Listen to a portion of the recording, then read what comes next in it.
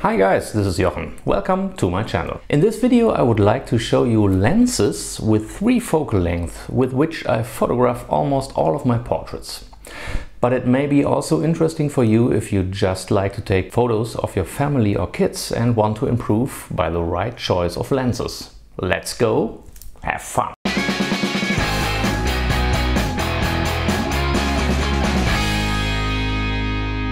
As you probably know, I photograph using the Fuji-X system, but what I'm going to tell you today can of course be applied to any other camera system. It is only important that you take care of the regarding crop factor to calculate the focal length correctly. If you are not yet familiar with crop, I will put a link in the description below so that you can find out more. In addition, I only take care of prime lenses today, not zoom lenses. But that doesn't mean that you can't take good portraits with a zoom lens that covers the shown focal length ranges. I made a whole video about the new Fujinon 16-80mm f4 regarding portraits and I really like the results, so check it out. When I had a look at all my portraits for the review of the 16-80, I found out that I shoot over 80% with the 56mm f1.2. which is very close to a 85mm in full format. However, I would anyway like to introduce the 2 other focal lengths to you as well and explain why a so-called normal lens as the first prime is probably the better choice for you anyway. I will also show you some of my portraits as I talk about the lenses. If you want to see more of it, please visit my Instagram profile for portraits. It's linked in the description down there. Well, let's talk about the first lens, a focal length of 23mm. This is the 23 f2 from Fuji. In full format, the focal length would correspond to approximately 35, so it is a moderate wide angle. It is mainly used for documentary or street photography. It is also very suitable for group pictures or so-called environmental portraits. Environmental means that in addition to the person, you also get some of the surroundings in the picture. A famous representative of this style was Arnold Newman. If you don't know him, I'll link to some websites about him and his work. Some of the pictures are world famous and may be familiar to you. So when I do portraits in which I don't want to focus exclusively on the model, I use the 23mm. Likewise for shots in which the whole body should be in frame. Of course, you can also achieve such a framing with a larger focal length if you bring more distance between yourself and the model. But this way you will isolate the person more from the background.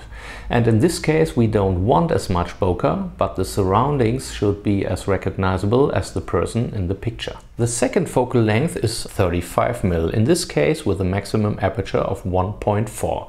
This is the oldest Fujinon lens in the X system. It is really nice, but it is really slow. In full format it would correspond to a focal length of 50mm, so it is the famous normal lens, or the nifty 50. It is called normal because the results with this focal length come closest to human eyesight. I personally use the 35 for portraits when I want to have the upper body in frame and do not have enough space to bring more distance between me and the model with the 56 mounted. If there is enough space, it is also suitable for example, full body portraits. With this focal length you can achieve a great isolation from the background with a nice bokeh, if you shoot with a fairly wide open aperture.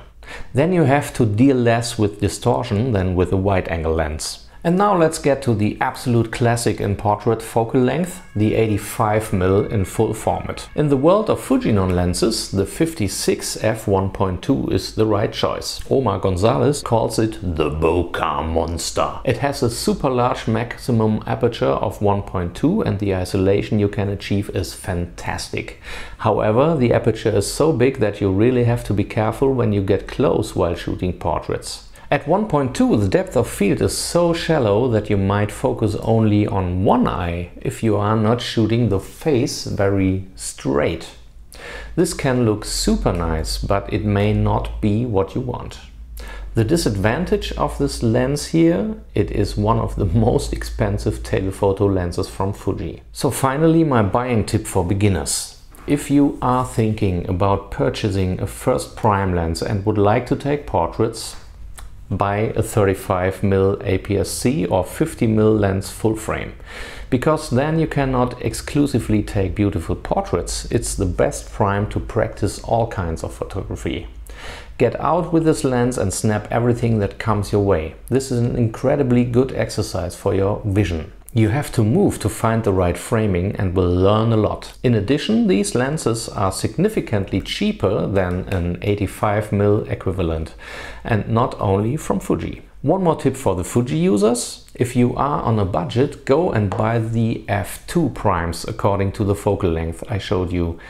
There is this 23mm f2, there is a 35mm f2 and a 50mm f2.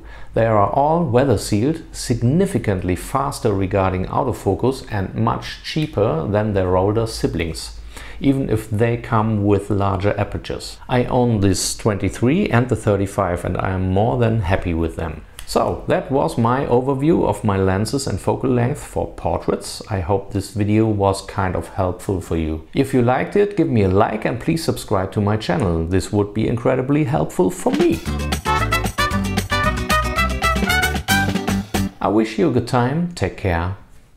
Ciao.